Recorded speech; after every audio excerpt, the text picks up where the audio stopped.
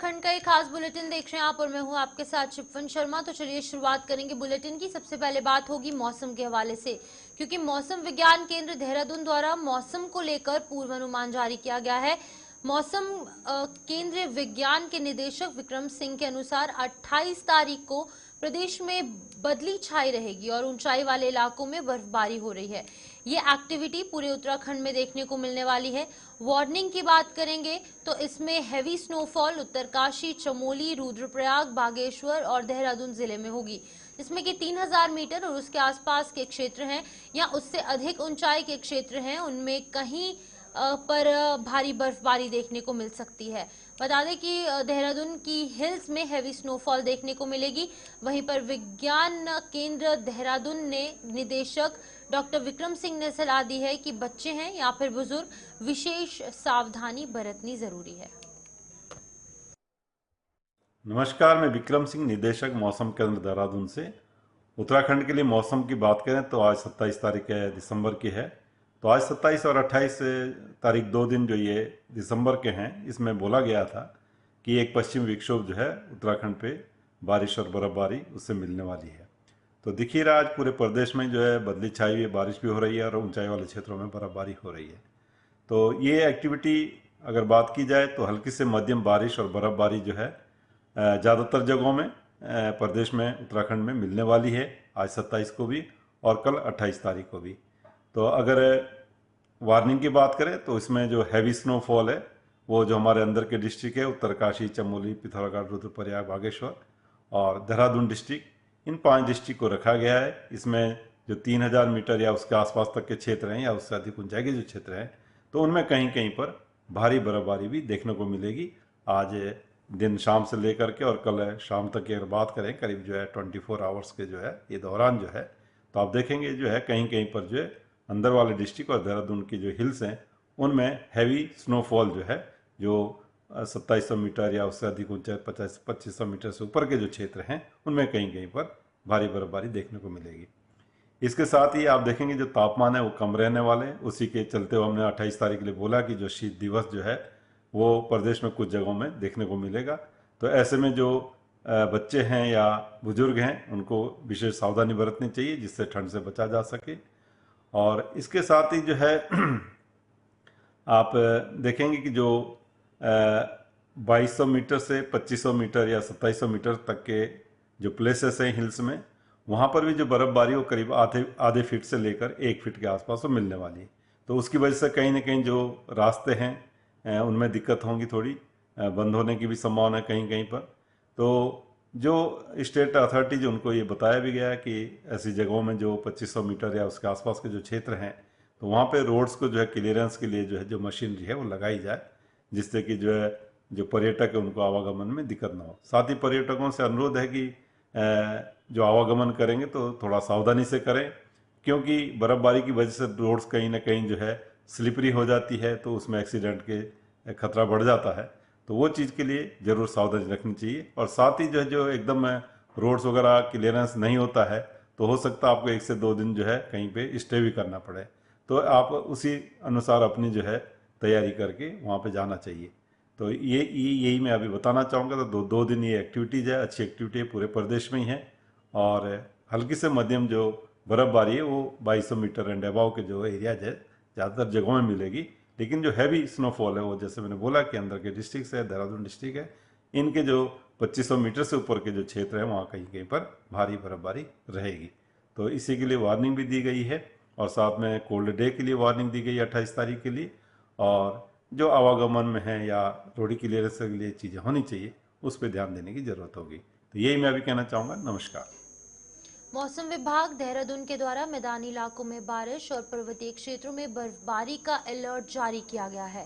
वहीं पर उत्तराखंड जनपद देहरादून के विकासनगर और पूरे पछवादून में 2 दिनों से लगातार भारी बारिश हो रही है, जिससे कि तापमान में भी भारी गिरावट देखी जा रही है और जनजीवन अस्त व्यस्त भी है, इसका प्रभाव पड़ रहा है। रोजमर्रा का काम करने वाले लोगों को बारिश की वजह से भारी दिक्कतों का सामना करना पड़ रहा है। किसानों के लिए बारिश से फायदा मिलने वाला है। वहीं पर आपको बता दें कि मैदानी क्षेत्रों में हो रही बारिश से ऊपरी पर्वतीय वाले इलाकों में भी बर्फबारी होने के आसार नजर आ रहे हैं और जल्द ही सीजन की तीसरी बर्फबारी भी पर्वतीय क्षेत्रों में देखने को मिल सकती है।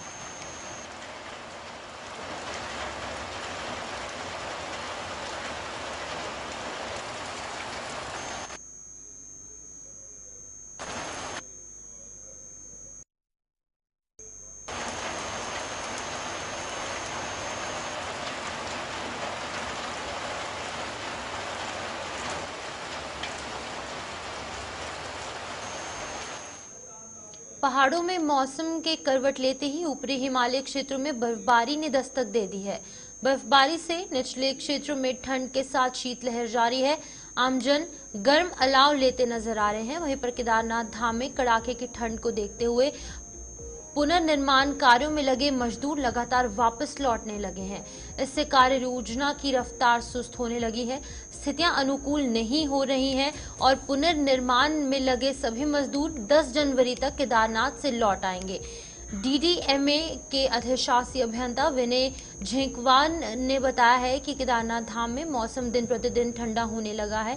तापमान -15 डिग्री से नीचे जाने लगा है। आने वाले दिनों में बर्फबारी के आसार हैं।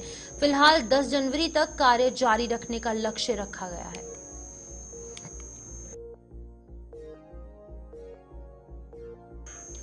सरोवर नगरी नैनीताल में कुमाऊं आयुक्त सचिव मुख्यमंत्री दीपक रावत ने तमाम विभागों के अधिकारियों के साथ नालों का निरीक्षण किया। उन्होंने कहा कि कई लोगों की शिकायत आ रही थी कि नालों में सीवर लाइन टूटी हुई है और गंदा पानी झील में जा रहा है। इसी क्रम में संबंधित अधिकारी कर्मचारियों जिसमें कि पेयजल निगम, जल संस्थान प्राधिकरण, नगर पालिका, एनजीटी से नामित जो सदस्य हैं उनके सहित विभिन्न विभागों के अधिकारियों के साथ क्षेत्र का निरीक्षण किया। निरीक्षण के दौरान विभिन्न नालों में खुले में बह रही सीवर लाइन पर जल संस्थान के अधिकारियों पर फटकार लगाई तथा तत्काल इसे ठीक करने के निर्देश दिए गए। आयुक्त दीपक रावत ने जल संस्थान, पेयजल निगम, नगर पालिका और सिंचाई विभाग के अधिकारियों को तत्काल रूप से घरों से बह रहे सीवर और सीवर लाइन लीकेज की रोकथाम को ठीक करने हेतु तत्काल निरीक्षण कर उसे ठीक करने और इस संबंध में समस्या के स्थायी समाधान हेतु आवश्यक कार्रवाई के निर्देश अधिकारियों को दिए।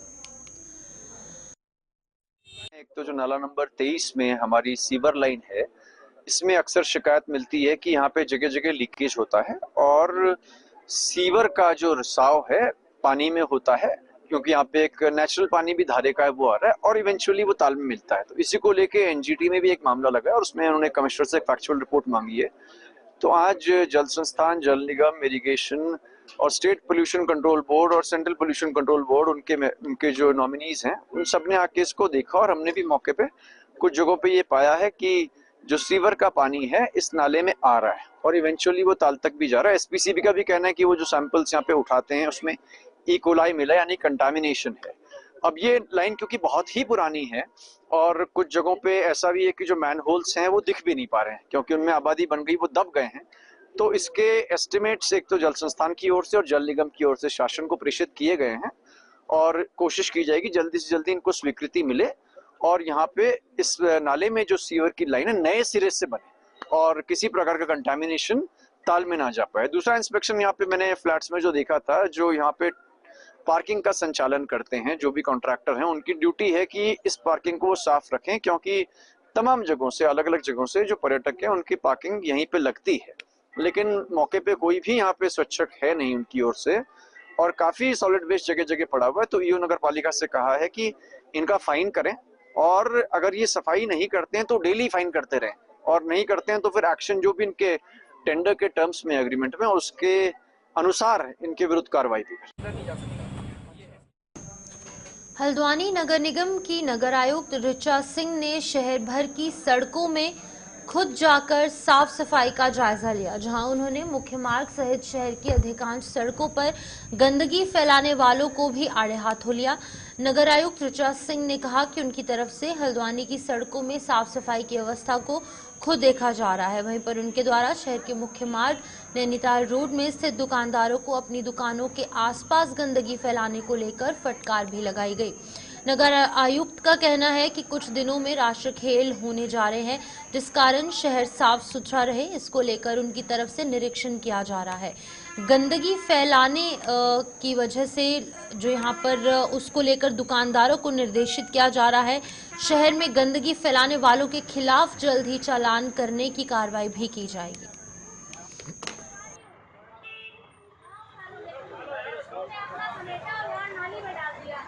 इसने मारी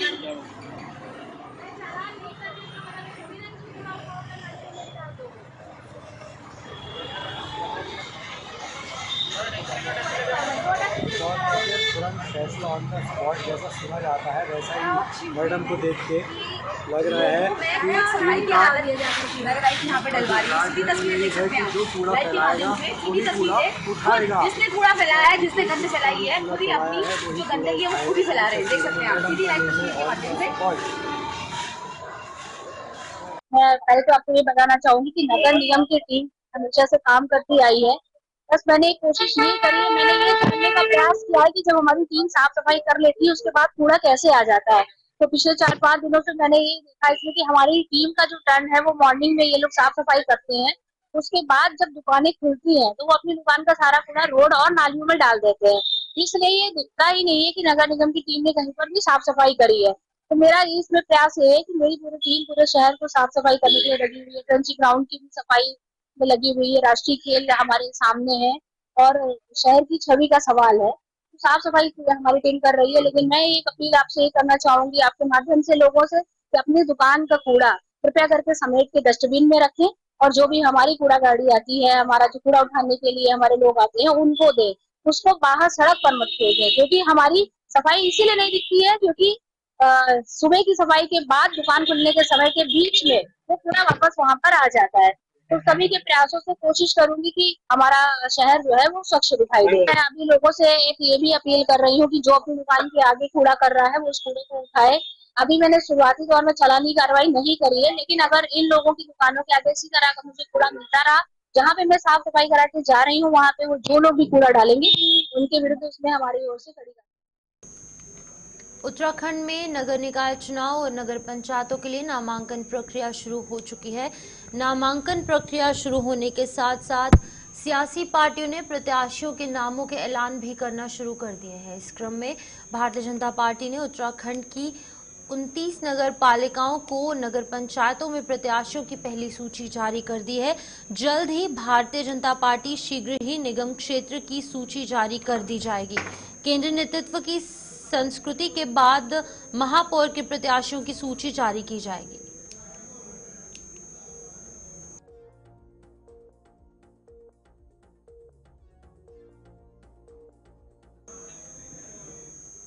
बीजेपी के बाद अब कांग्रेस पार्टी ने भी नगर निकाय चुनाव में पार्टी द्वारा अधिकृत प्रत्याशियों की सूची जारी कर दी है। प्रदेश कांग्रेस उपाध्यक्ष मथुरा दत्त जोशी ने बताया कि पहली सूची में पार्टी की ओर से निष्ठावान और समर्पित कार्यकर्ताओं को तरजीह दी गई है। उन्होंने कहा कि अगली सूची आज जारी की जाएगी। उन्होंने बताया कि नगर निगम श्रीनगर से मीना रावत, काशीपुर से संदीप सहगल और हल्द्वानी से ललित जोशी को उम्मीदवार बनाया गया। नगर पालिका बागेश्वर में कवि जोशी, खटीमा उमेश राठौर, बाजपुर गुरजीत सिंह गित्ते और सितारगंज राजेश कुमार, बागेश्वर कविता जोशी, डुगड्डापुर से यहाँ पर पूजा देवी, टिहरी कुलदीप पवार, कीर्तिनगर रामलाल नौटियाल, ढालवाला उर्मिला राणा और जोशीमठ से देवेश्वरी शाह, गोपेश्वर से प्रमोद बिष्ट, करणप्रयाग से रामदयाल गौचर, संदीप नेगी, हरथाली से सुनीता रावत, उत्तरकाशी से दिनेश गौड़ और अलग अलग जगहों से उम्मीदवार उन्हें बनाया गया है।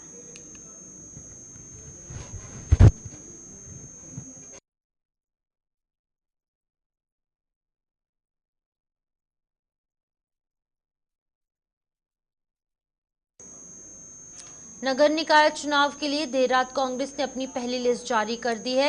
लिस्ट जारी होने के बाद पार्टी में घमासान मच गया है। कांग्रेस में मचे घमासान के बीच कांग्रेस कार्यकर्ताओं की भी नाराजगी देखने को मिली और कांग्रेस भवन में धरना करते हुए नजर आए। कांग्रेस कार्यकर्ता उद्वीर सिंह पवार ने कहा कि वो लंबे समय से कांग्रेस पार्टी के लिए कार्य कर रहे हैं और वार्ड नंबर 10 डोभालवाला नीशविला रोड से टिकट की मांग की थी। उन्होंने कहा कि हर चुनाव में वो पार्टी के साथ साथ झंडा उठाकर चलते हैं, साथ ही हर चुनाव में बस्ते लगाने के काम भी करते हैं, मगर जब टिकट देने की बारी आती है तो चाटुकार और अन्य लोगों को पार्टी टिकट देने का काम करती है।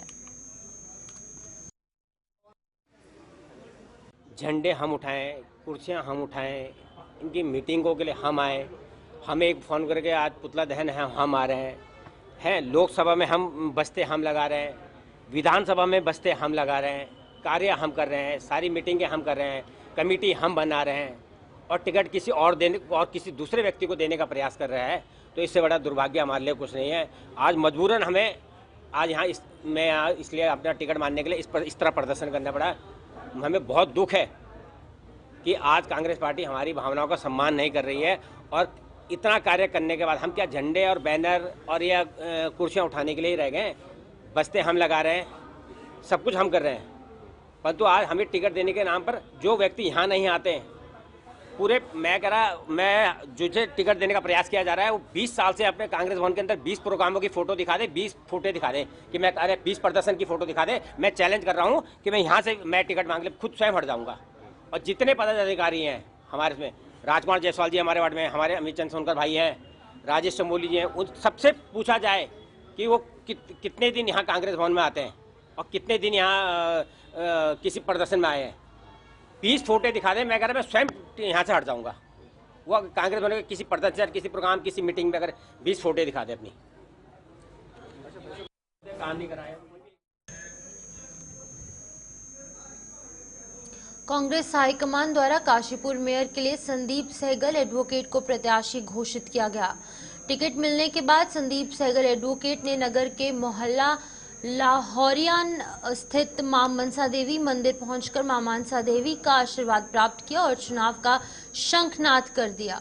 संदीप सहगल एडवोकेट ने टिकट मिलने पर खुशी व्यक्त करते हुए इसका श्रेय पार्टी के शीर्ष और काशीपुर के सभी वरिष्ठ नेताओं, कार्यकर्ताओं और सहयोगियों के साथ ही स्थानीय जनता को दिया। संदीप सहगल मोहल्ला पक्का कोट स्थित गुरुद्वारा श्री ननकाना साहिब, हजरत बाबा भुल्लन शाह मजार भी गए और माथा टेककर आशीर्वाद लिया। उन्होंने कहा कि इस निकाय चुनाव में स्थानीय सभी वरिष्ठ कांग्रेस नेताओं और बुजुर्गों के आशीर्वाद तथा युवा साथियों के सहयोग से कांग्रेस दमदार प्रदर्शन करेगी और चुनाव में विजय पताका लहराएगी। टिकट के उपरांत सबसे पहले परमपिता परमात्मा का और पार्टी हाईकमान का बहुत बहुत आभार व्यक्त करना चाहता हूँ। ईश्वर का आशीर्वाद से जिसकी प्रतीक्षा मुझको भी, काशीपुर के सम्मानित जनता को भी, आप सबको भी बहुत समय से थी, तो उस हाईकमान ने मेरे ऊपर विश्वास व्यक्त किया कांग्रेस पार्टी का प्रत्याशी बनाकर। इसके लिए मैं अपने आप को सौभाग्यशाली महसूस करता हूँ। आज सुबह सबसे पहले यही था कि अपने घर की पूजा करने के उपरांत माँ मनसा मैया के दर पर, जो मुझे लगता है कि सब कुछ उन्हीं के आशीर्वाद से होता है, वहां पर पहुंचकर मैया का आशीर्वाद लिया। उसके बाद गुरुद्वारा साहिब में आकर यहाँ पर बाबा जी के आशीर्वाद और स्वरूपा प्राप्त करके उनका आशीर्वाद लिया।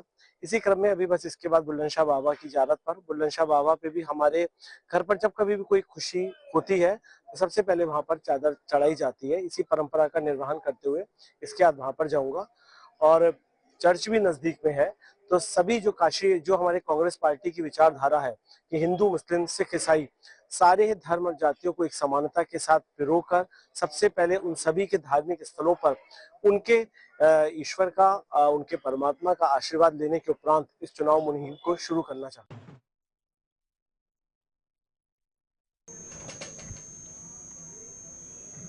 यहाँ वक्त एक छोटे से ब्रेक का है, जल्द वापस लौटेंगे, आप बने रहे हमारे साथ।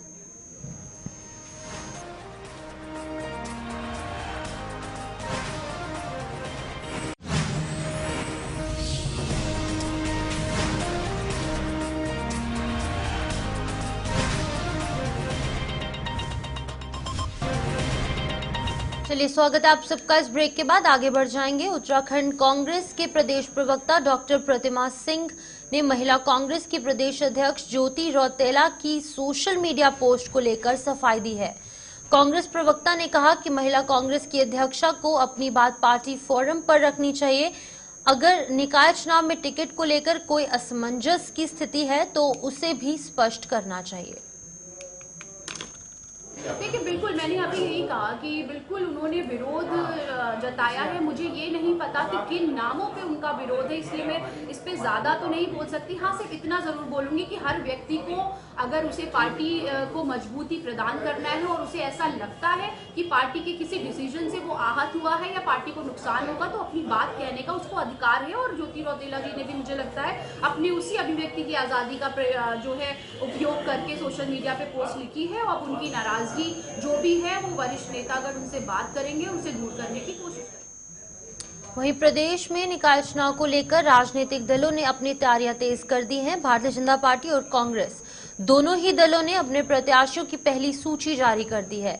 इस बार दोनों ही दल जीत को लेकर आश्वस्त नजर आ रहे हैं। कांग्रेस पार्टी निकाय चुनाव में जीत का दावा कर रही है और काफी उत्साह में नजर आ रही है, तो वहीं पर भारतीय जनता पार्टी भी अपनी जीत का दावा कर रही है। भारतीय जनता पार्टी कांग्रेस पर निशाना साध रही है। बीजेपी के प्रदेश प्रवक्ता कमलेश रमन ने कहा है कि इस बार जनता भारतीय जनता पार्टी के द्वारा किए गए विकास कार्यों पर मुहर लगाने जा रही है। और जहां तक कांग्रेस की बात है, कांग्रेस को पहले खुद में आत्ममंथन करने की जरूरत है, क्योंकि कांग्रेस के पास ना तो विजन है और ना ही नियत और ना ही कोई नीति है। सरकार है, भारतीय जनता पार्टी की बनेगी तमाम पूरा। देखिए, कांग्रेस पार्टी क्या कह रही है क्या नहीं कह रही है, मुझे लगता है कि पहले उनको अपने अंदर मंथन करना होगा। रही बात इस समय निकाय चुनाव की, तो मुझे लगता है कि भारतीय जनता पार्टी की सरकार के द्वारा किए गए जो विकास कार्य हैं वो जनता तक पहुंचे हैं, घर घर तक पहुंचे हैं। और जनता भली भांति जानती है कि पुष्कर सिंह धामी जी ने जो ऐतिहासिक निर्णय लेने का काम किया है वो उन विकास कार्यों के ऊपर ही 23 तारीख, जब 23 जनवरी को वोटिंग होगी, तो उन पर अपना मोहर लगाने का काम करेंगे। और रही बात कांग्रेस की, तो कांग्रेस के पास ना ही तो विजन है, ना नीति है और ना नियत है। और रही बात उनकी कि वो आपस में पहले खुद भी समन्वय बना ले।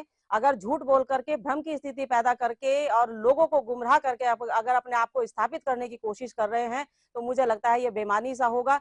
छोटी सरकार है, मिनी सरकार है, भारतीय जनता पार्टी की बनेगी। तमाम पूरा कार्यकर्ता, हमारा सभी वरिष्ठ नेतागण इस चुनाव में लगेंगे। और क्योंकि भारतीय जनता पार्टी बहुत ही गंभीरता से, छोटा चुनाव हो या बड़ा चुनाव हो, उसको लेने का काम करती है। और कांग्रेस सिर्फ और सिर्फ जो है अपने आप को झूठ के जाल में रख करके और जनता को भ्रमित करके अपने आप को स्थापित करना चाहती। तो मुझे लगता है कि वो सपने देख रहे हैं और देखते रहे, और जनता निर्णय लेगी, बेहतर निर्णय लेगी। तो चलिए, उत्तराखंड बुलेटिन में फिलहाल इतना ही। दीजिए इजाजत और आप बने रहे गुलिस्तान न्यूज के साथ।